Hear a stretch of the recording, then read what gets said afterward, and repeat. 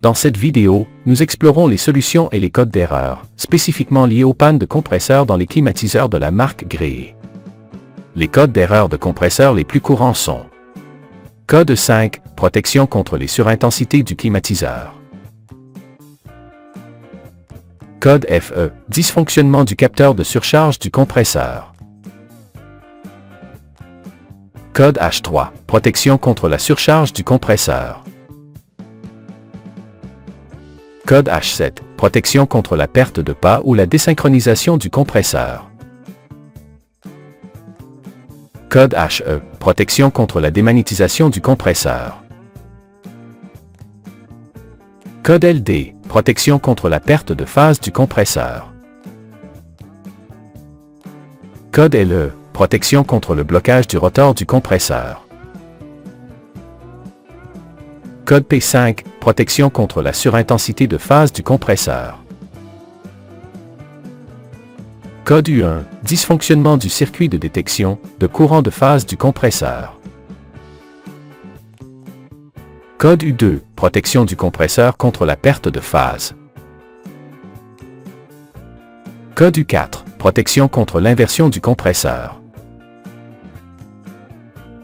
Les solutions aux problèmes mentionnés ci-dessus peuvent inclure: 1. Pour les problèmes de surcharge du compresseur, vérifiez d'éventuelles fausses alarmes en vérifiant les connexions du capteur de surcharge situé sur le dessus du boîtier du compresseur. De plus, débranchez le capteur de surcharge du compresseur de la carte électronique, inspectez l'état des câbles et vérifiez la continuité sur les broches du capteur de surcharge avec l'équipement éteint. 2. Pour les problèmes de surintensité du compresseur, assurez-vous de nettoyer les échangeurs de chaleur des unités intérieures et extérieures.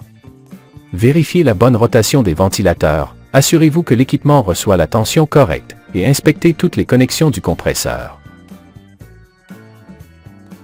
3. Pour les problèmes de désynchronisation, de démagnétisation et de perte de phase, débranchez le compresseur de la carte électronique et, à l'aide d'un multimètre sur l'échelle des ohms, mesurez la résistance entre les paires de broches du compresseur. Les valeurs de résistance entre chaque paire de broches doivent être égales. Assurez-vous que le câble de connexion du compresseur est correctement connecté.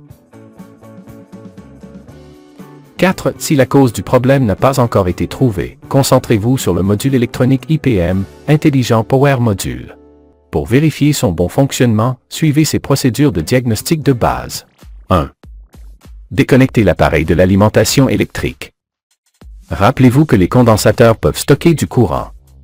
Utilisez un multimètre sur l'échelle de tension continue pour mesurer les extrémités des condensateurs et vous assurer qu'ils sont déchargés. 2. Localisation du circuit électronique IPM.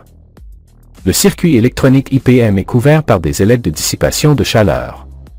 Ces broches sont connectées via 3 pistes indépendantes et un connecteur électrique aux 3 broches du compresseur. 3. Alimentation positive. Identifiez l'alimentation positive haute tension du circuit électronique IPM en suivant la piste positive des plus gros condensateurs haute tension jusqu'au circuit électronique IPM. 4. Alimentation négative.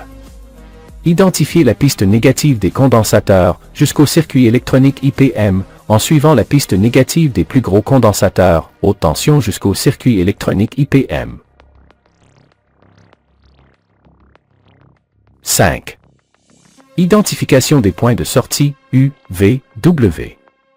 Ils peuvent être identifiés en suivant les pistes des connecteurs du compresseur jusqu'au circuit électronique IPM.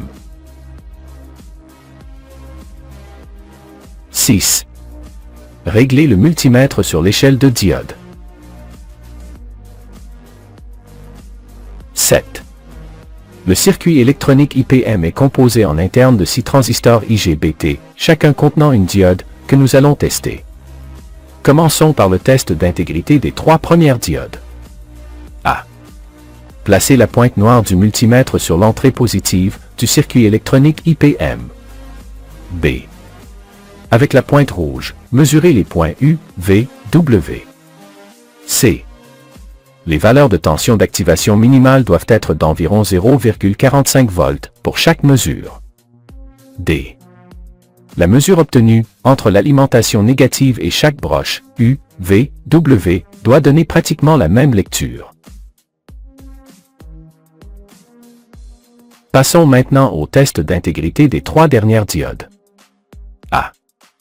Placez la pointe rouge du multimètre sur l'entrée négative du circuit électronique IPM. B. Avec la pointe noire, mesurez les points U, V, W. C. Les valeurs de tension d'activation minimale doivent être similaires à celles obtenues précédemment. D. La mesure obtenue entre l'alimentation négative et chaque broche, U, V, W, doit donner pratiquement la même lecture. Si tout semble correct avec le circuit électronique IPM, vous pouvez effectuer le test suivant. A. Connectez la carte électronique à l'alimentation, en prenant les précautions nécessaires. B. Réglez le multimètre sur l'échelle de tension continue à 400 volts. C. Placez la pointe rouge du multimètre sur l'alimentation positive du circuit électronique IPM. D. Placez la pointe noire du multimètre sur l'alimentation négative du circuit électronique IPM. E. La valeur d'alimentation dépendra de l'alimentation de votre carte électronique, en espérant des valeurs d'environ 150 volts pour une alimentation de 110 volts et environ 300 volts pour une alimentation de 220 volts. F. Si aucune alimentation n'apparaît, le problème de la carte électronique externe se trouve dans l'alimentation et non directement dans le circuit électronique IPM.